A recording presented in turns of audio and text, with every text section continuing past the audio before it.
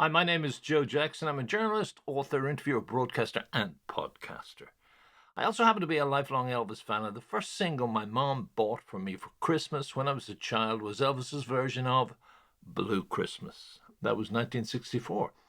And roughly a quarter century later, much to my delight, particularly as someone who became an interviewer to track down and talk with my heroes, and who loved the work that the Jordanaires did with Elvis and others, I got to talk with one of its members, Gordon Stoker.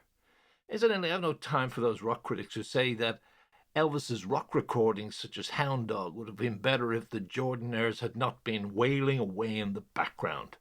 Had they not been singing with the man, maybe that recording might never have been made.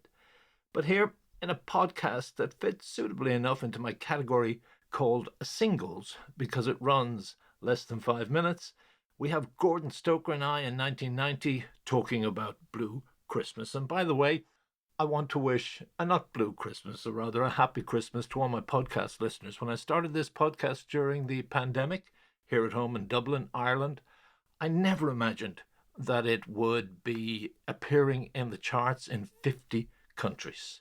So thank you for listening. And now, Gordon Stoker and I. We worked almost 25 years together with Millie Kirkham. She Right. retired a couple of years ago. Right. Isn't that weird? Yeah, We did many millions. Matter of fact, that's Millie and us on the most programmed recorded record of all time. A Blue Christmas, I'll have a blue Christmas without you. And Millie's, Oh, that's her, I know. Yeah, in and around him. The worst recording we ever made with Elvis Presley, and the most programmed record of all time. I'll have a blue Christmas without you. Did you know that? I didn't know that, no. That's the most programmed recorded record in the United States at Christmas time. Blue Christmas. Blue Christmas by Elvis Presley is the most programmed recording of all time, and it's the worst record we ever made. Millie, as a matter of fact, said, every Christmas I go through the floor and listen to myself say, woo, you know. It's been many jokes made about it. A lot of TV shows and a lot of various things in the States make a joke out of that recording. That's the worst thing. Of course, that's us with Millie. We're doing it under her, but she's the high part. She's got the high part. Well, I'll tell you something. This is not for the interview, but this happened to me here when I was a kid in a youth club, and this now is Irish Catholicism too.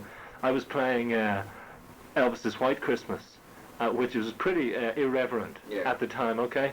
And the parish priest came in and he said, take off that, that's sacrilegious. Really? Yeah, I was made to stand 14 going, it's Elvis, it's Christmas, you know, and get it out of here. Well, you know, let me tell you a funny thing about I'll Have a Good Christmas. Elvis did not want to do that. All right. One reason being Ernest Tubb, who's a very bad country singer, Right. but very, very successful. Sure, yeah. Had a recording of it. Right. Steve Shores wanted Elvis to do it. Right. And he didn't want to do it. Right.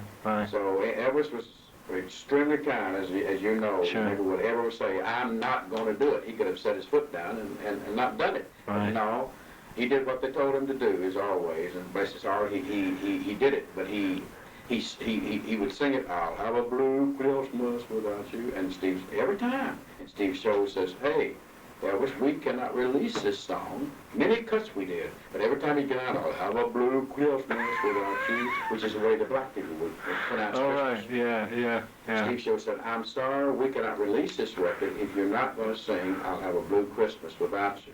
Right. Every time, I'll have a blue Christmas without you. They stopped, and Steve Shores would stop it.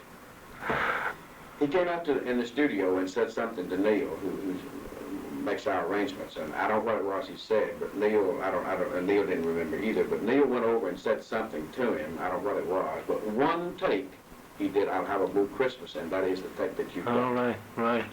Which is a great story about that song. Right, yeah. I mean, they're the real things that we're not hearing.